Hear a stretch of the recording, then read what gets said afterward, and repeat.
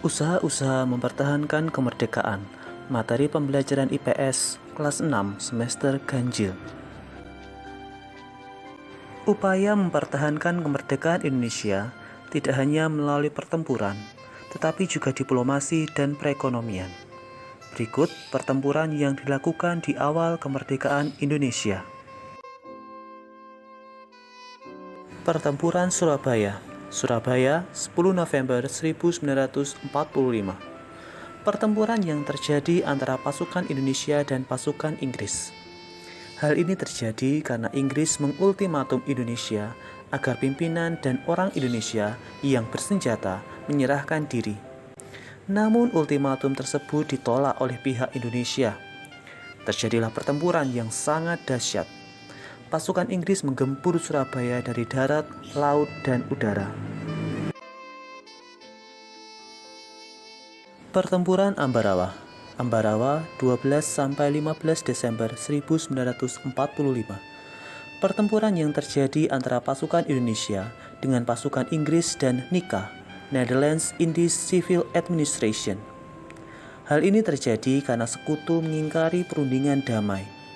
Setelah bertempur selama 4 hari, akhirnya Indonesia berhasil merebut Ambarawa dan sekutu berhasil dibuat mundur.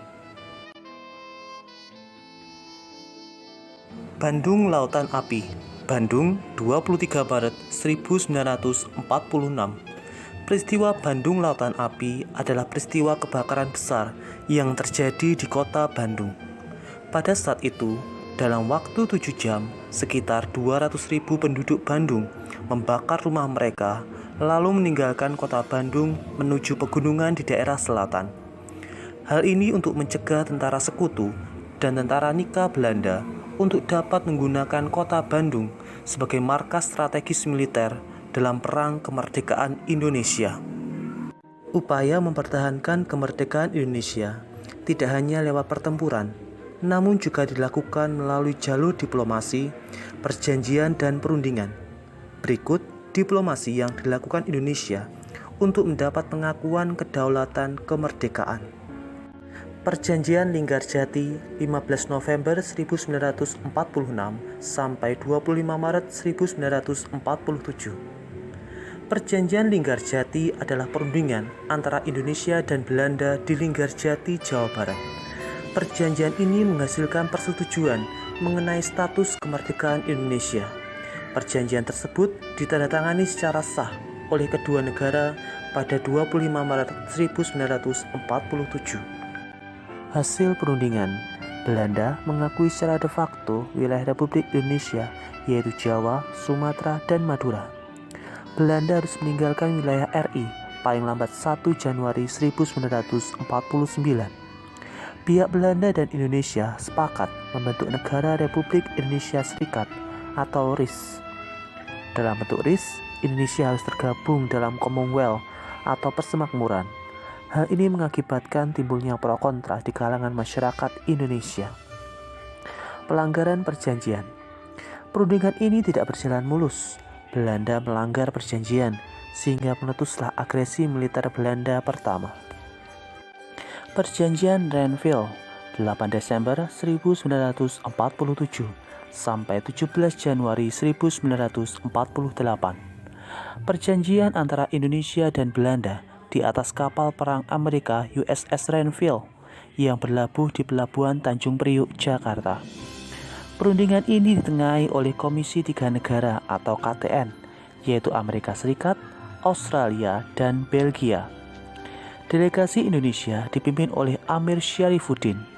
Delegasi Kerajaan Belanda dipimpin oleh R. Abdul Qadir Widjoyo Atmojo. Hasil perundingan. 1. Belanda hanya mengakui Jawa Tengah, Yogyakarta, dan Sumatera sebagai bagian wilayah Indonesia. 2. Disetujuinya sebuah garis yang memisahkan wilayah Indonesia dan daerah pendudukan Belanda. 3. TNI harus ditarik mundur dari daerah kantongnya di wilayah pendudukan di Jawa Barat dan Jawa Timur. Pelanggaran perjanjian. Walaupun Indonesia lebih banyak dirugikan akibat perjanjian ini, tetapi Belanda masih melanggar perjanjian yang telah dibuat. Akibat pelanggaran ini, meletuslah agresi militer Belanda kedua. Janjian Roem-Royen 14 April sampai 7 Mei 1949. Perjanjian ini dimulai pada tanggal 14 April 1949 dan ditandatangani pada tanggal 7 Mei 1949 di Hotel Des Indes, Jakarta. Nama perjanjian ini diambil dari kedua pemimpin delegasi, yaitu Muhammad Roem dan Herman van Royen.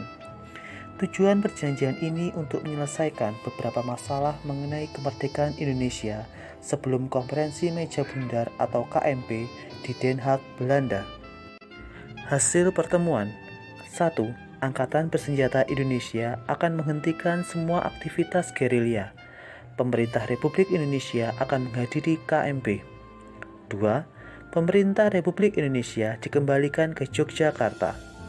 3. Angkatan Bersenjata Belanda akan menghentikan semua operasi militer dan membebaskan semua tawanan perang. Konferensi Meja Bundar 23 Agustus sampai 2 November 1949. Hasil konferensi: 1. Belanda mengakui RIS sebagai negara merdeka dan berdaulat. 2. Status Irian Barat diselesaikan dalam waktu setahun sesudah pengakuan kedaulatan. 3. Akan dibentuk Uni Indonesia Belanda. 4. RIS mengembalikan hak milik Belanda dan memberikan hak konsensi dan izin baru untuk perusahaan-perusahaan Belanda. 5. Pengambil alihan utang Hindia Belanda oleh Republik Indonesia Serikat. Perekonomian. Pada awal kemerdekaan, pemerintah dan rakyat Indonesia belum sempat melakukan perbaikan ekonomi secara baik. Baru pada bulan Februari 1946, pemerintah mulai memprakarsai usaha untuk memecahkan masalah-masalah ekonomi yang mendesak. Upaya-upaya tersebut meliputi pinjaman nasional. Program pinjaman nasional ini dilaksanakan oleh Menteri Keuangan Insinyur Surahman. Pinjaman nasional akan dibayar kembali selama jangka waktu 40 tahun. Konferensi Ekonomi. Konferensi ini dihadiri oleh para cendekiawan, para gubernur dan para pejabat lainnya yang bertanggung jawab mengenai masalah ekonomi di Jawa. Konferensi ini dipimpin oleh Menteri Kemakmuran Insinyur Darmawan Mangunkusumo.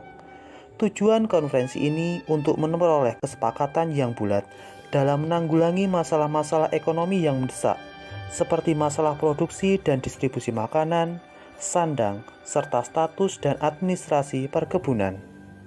Pembentukan Badan Perancang Ekonomi. Pembentukan badan ini atas inisiatif Menteri Kemakmuran Dr. A.K. Ghani.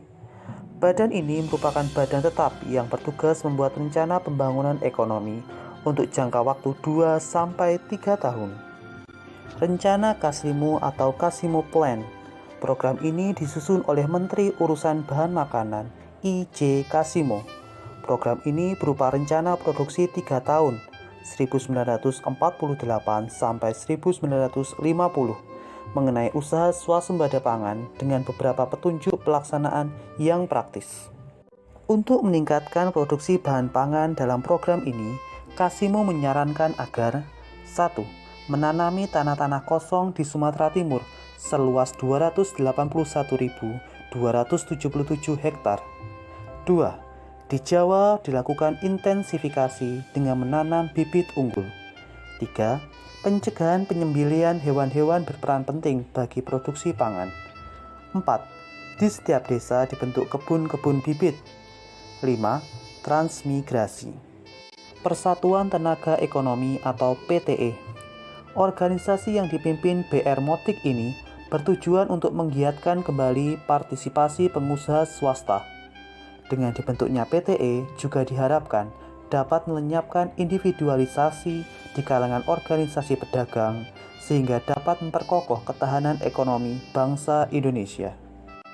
Terima kasih, semoga kalian paham dan mohon maaf jika ada kekurangan.